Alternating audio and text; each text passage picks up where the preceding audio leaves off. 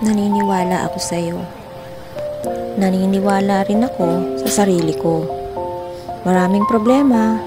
May mga pagkakataon pa na parang gusto ko nang huminto at bumitaw. Pero lagi kong nire-remind ng sarili ko na survivor ako.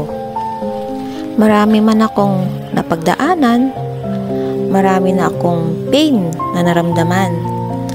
Alam ko naman na pagsubok lang ito. Pero syempre, tao pa rin naman, nangihina.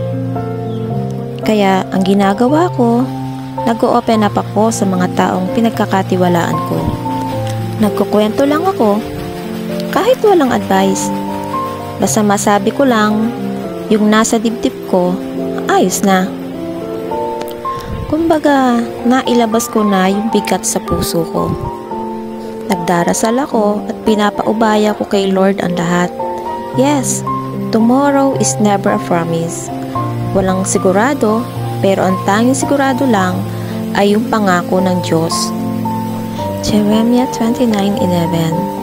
For I know the plans I have for you, declares the Lord, plans to prosper you and not to harm you, plans to give you hope and a future.